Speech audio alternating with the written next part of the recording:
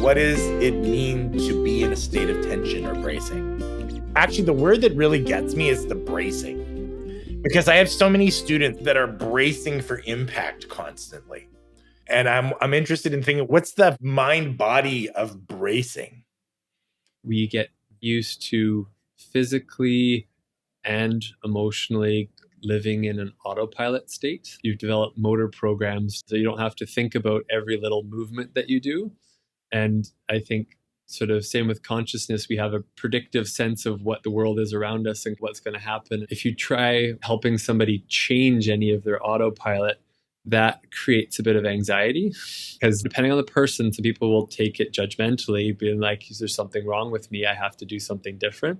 Psychologically, we would also say that like that part doesn't want to change. If we use an IFS parts perspective, like that part has not agreed to change that automatic behavior, and you can't just tell it to. It's harder to get people to do things differently than sort of to teach them something new. From a biomechanical perspective, when I get into the bracing things, I talk about sort of butt grippers and back grippers and sort of things. So it's a gripping. I want to get some like nice, good metaphor words for bracing. It's a tightening. It's a tightening. Your whole body is a big muscular tug of war. Joints tend to have a muscle on one side that pulls one direction, a muscle on another side that pulls another direction, to simplify it. And so they need to work together to move efficiently. And so if they both have a lot of tone on them and they're bracing, it restricts the natural movement of the joint. We have so many different joints in our bodies. And as I said, gravity is just relentless. You can simplify a kind of complex mechanical task by just bracing whole areas and making them stiff, which can hold you up so you can accomplish the task, like standing or sitting or moving around. But it might not be the most efficient way to do it. And over time, it starts getting uncomfortable. And that's more true on people that are really genetically loose jointed, like I am, or people that are quite hypermobile. You'll end up sort of bracing large areas of their body just to kind of hold themselves up against gravity, which might have worked well if they were doing one thing where they're running around a lot, versus they have to stay still, sit in one place or stand in one place, and they're bracing a lot. It starts to get very compressive on joints, which gets uncomfortable. I'm hearing that bracing is a strategy to get something done where you don't have a more nuanced way in your body to do it. And over time, it's a habit that you use even when you're not trying to get that thing done. And so it's like a double whammy. You also see some people are just globally braced. They're just stiff and kind of tense everywhere. And it's a reflection of their personality, and where they just guard everything. You touch them and they're just reactive to everything.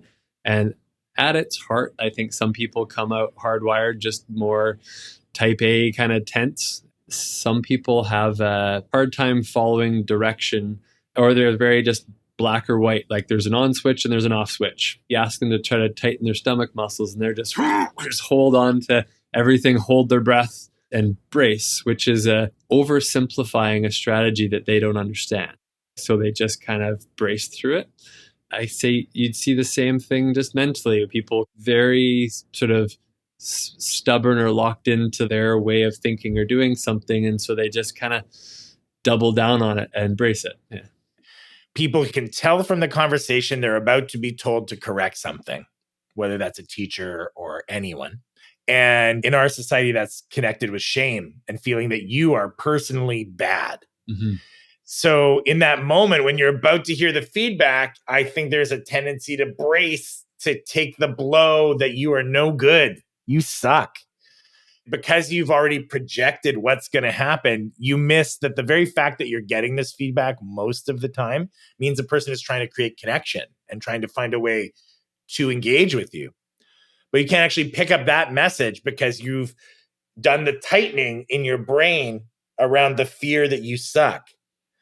And so you can't hear the feedback. And it's interesting analogy to what you're saying, where you can't hear what your body's telling you as well. The most common thing that people do with that is hold their breath.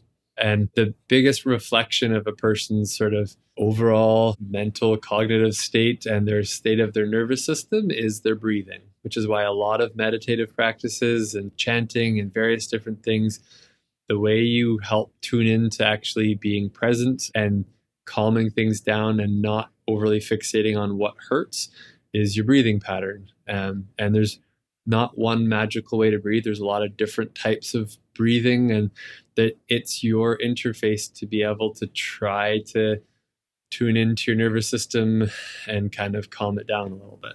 I'm going to do some absolute bro science. Please don't fact check me here. But as far as I understand, a lot of the breathing is coming down the brainstem, like in the bottom parts of the brain.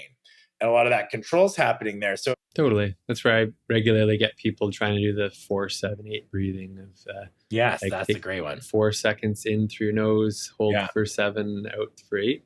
I have a poster on my wall that has a picture of a person. You can see all their organs, and people are shocked how big their lungs are, that they start up above your collarbones, wrap around your heart, go all the way down through your rib cage in the back. So actually visualizing them as these 2 big emotional balloons inside you, and appreciating that a lot of the breathing muscles are also postural muscles. So how you're breathing also impacts how you're holding yourself up. I've experienced that in my own life. And just as like a weird side note, I started mouth taping a couple of years ago at night. So I'd breathe through my nose. And firstly, my snoring and sleep apnea went away. Like I had a sleep apnea test afterwards and it was gone. That's crazy. But my overall level of calmness when I wake up is dramatically different. So it does make a huge difference. How did you find taping your mouth with a beard and mustache? It's a very precise art. It's like, just place it right here. And I do a little duck face. Yeah. And then I get it. But it looks ridiculous. I want to be clear. It looks absurd. I've been trying to get my bro to do it for 2 years. And I'm pretty sure the reason he won't is aesthetic. He just can't bear being that guy. And when somebody sees me with the tape on, they laugh. You've been listening to Why Things Hurt and How We Learn Shorts with your hosts, Brent Stevenson and Matt Giammarino. Why Things Hurt and How We Learn is brought to you by Envision Physiotherapy, Work with Matt, whythingshurt.com, and Remix Your Education. Did you enjoy the podcast? Leave us a review at Apple Music, Spotify, or wherever you get your podcasts, and tell a friend. Why things hurt, it's how we learn.